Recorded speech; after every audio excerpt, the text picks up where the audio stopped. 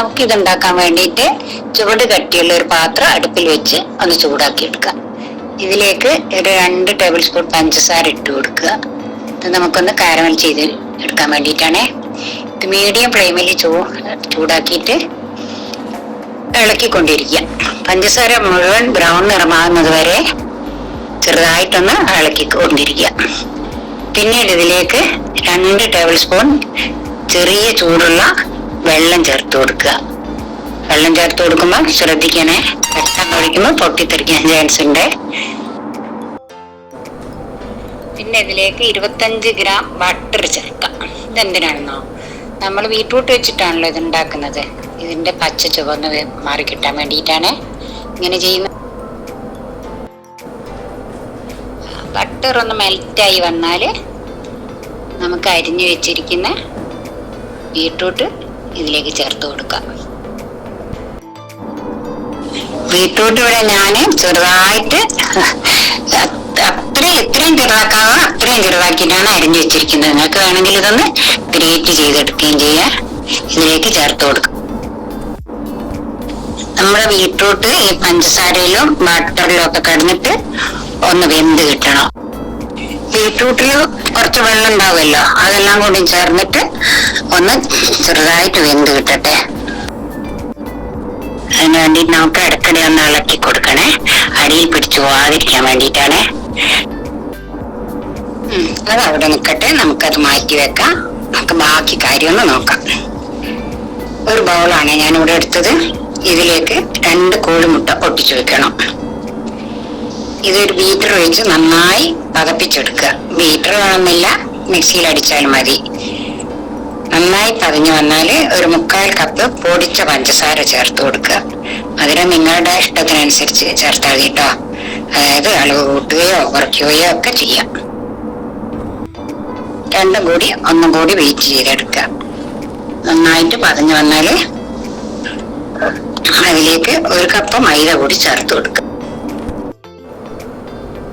ഇതെല്ലാം കൂടി യോജിച്ച ശേഷം നമുക്കിതിലേക്ക് 1 ടേബിൾ സ്പൂൺ ഓയിൽ ചേർത്ത് കൊടുക്കാം. ഓയിലിന് പകരം വേണമെങ്കിൽ നിങ്ങൾക്ക് ബട്ടർ ചേർത്ത് കൊടുക്കാം കേട്ടോ. നമ്മൾ നേരത്തെ ബട്ടർ ചേർത്തത് കൊണ്ടാണ് ഇപ്പം ഞാൻ 1 ടേബിൾ സ്പൂൺ മാത്രം ഓയിൽ ഒഴിച്ചു കൊടുത്തത്. ഇനി നമ്മൾ നേരത്തെ മാറ്റി വെച്ച ബീട്രൂട്ടിന്റെ മിശ്രിതല്ലേ, അതെടുക്കുക. അത് മുഴുവനായി എടുക്കണ്ട, നമ്മുടെ ബീറ്റ് ചെയ്ത ബീട്രൂട്ടിലേക്ക് കുറച്ച് ചേർത്ത് കൊടുക്കാം. കുറച്ച് മാറ്റി വെച്ചാൽ മതി. അതെന്തിനാന്ന് ഞാൻ പിന്നീട് പറയാം. ഒന്ന് ഇളക്കി യോജിപ്പിച്ചെടുക്കുക. ഹായ്, നല്ലൊരു മാർബിൾ കേക്കിന്റെ ലുക്ക് ഉണ്ടല്ലേ. ഇനി ഞാന് കുറച്ച് ബദാമും കാഷ്യും കൂടെ ഒന്ന് ക്രഷ് ചെയ്ത് ചേർക്കുന്നുണ്ട്. ഇത് ഇത്തിരി കൂടിപ്പോയി. നിങ്ങൾ ക്രഷ് ചെയ്യുമ്പോൾ ഒന്ന് ശ്രദ്ധിച്ചാൽ മതിയേ. നിങ്ങളുടെ കയ്യിൽ ഇനി നട്സുകളൊക്കെ ഉണ്ടെങ്കിൽ ചേർത്ത് കൊടുക്കട്ടോ. എന്റെ കയ്യിൽ തൽക്കാലം എത്രയുള്ളായിരുന്നു, അതുകൊണ്ടാ. പിന്നെ ഇതിൽ ഞാൻ ചേർക്കുന്നത് കുറച്ച് ഡേറ്റ്സ് ഒന്ന് ചെറുതാക്കി മുറിച്ചതും കുറച്ച് ഉണക്കമുന്തിരി ഇതും കൂടെ ചേർത്ത് എല്ലാം കൂടെ ഒരു നല്ല ബാറ്ററാക്കി എടുക്കാം. പിന്നെ ഈ നട്ട്സും ഡ്രൈ ഫ്രൂട്ട്സും ഒന്നും നമ്മളെ കയ്യിലില്ലെങ്കിൽ ഇട്ടിട്ടില്ലെങ്കിൽ ഒന്നൊരു കുഴപ്പമില്ല. നല്ല ടേസ്റ്റുള്ളൊരു കേക്കാണിത്. നിങ്ങൾ എന്തായാലും ഒന്ന് ട്രൈ ചെയ്ത് നോക്കണത്. നല്ല ടേസ്റ്റാണ്.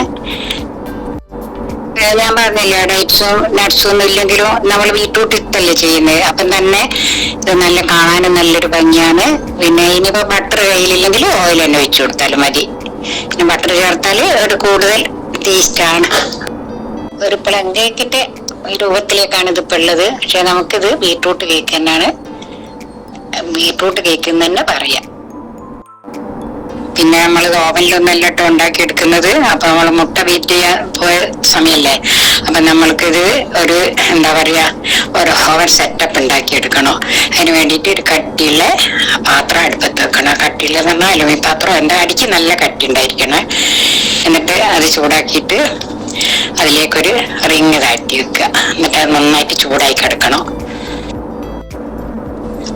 നമുക്ക് കേക്ക് ഉണ്ടാക്കാൻ വേണ്ടിയിട്ട് ഞാനിവിടെ ഒരു ഗ്ലാസിന്റെ ബൗളാണ് എടുത്തത്. അതിലേക്ക് ബട്ടർ പേപ്പർ ഉണ്ടെങ്കിൽ അത് വെച്ചാൽ മതി. ഞാനിവിടെ ബട്ടർ പുരട്ടിയിട്ട് അതിൽ മൈദ തടവി കൊടുത്താണ്. എന്നിട്ടേക്ക് ഈ ബാറ്റർ നമുക്ക് ഇതിലേക്ക് ഒഴിച്ചു കൊടുക്കുക. എന്നിട്ട് അതൊന്ന് തട്ടി ലെവലൊപ്പിച്ചിട്ട് അതിന്റെ മേലെ നമ്മൾ നേരത്തെ മാറ്റി വെച്ചില്ലേ കുറച്ച് ബീറ്റ്റൂട്ട്, അത് അതിന്റെ മേലെ കുറച്ച് ചേർത്ത് കൊടുക്കുക. പിന്നെ കുറച്ച് നട്ട്സും പിന്നെ ഈ ഉണക്കമുന്തിരി എല്ലാം കൂടെ അതിന്റെ മേലെ ഒന്ന് വിതറി കൊടുക്കുക. നട്ട്സ് പൊടിച്ചത് നന്നായില്ല, അതുകൊണ്ട് നമുക്ക് കേക്കിന്റെ മേലിട്ട ഇത്തിരി ഭംഗി കുറയും. അത് ക്രഷ് ചെയ്തപ്പോ ഒന്ന് കൂടിപ്പോയതാണ്. എന്നിട്ട് ഈ ബൗള് നമുക്ക് ഞാൻ പറഞ്ഞില്ലേ ചൂടാക്കി വെച്ച പാത്രത്തിലുള്ള റിങ് അതിന്റെ മേലേക്ക് വെച്ചു കൊടുക്കുക. എന്നിട്ട് ഒരടുപ്പ് വെച്ചിട്ട് അടയ്ക്കും.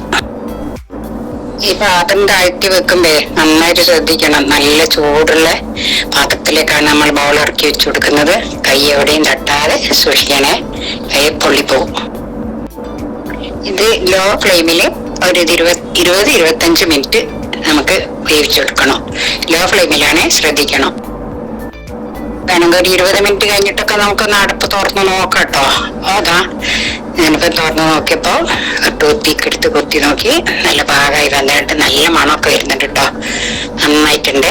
നമുക്കിനി ഇതൊന്ന് അടുപ്പൊന്ന് മാറ്റിയെടുക്കാം.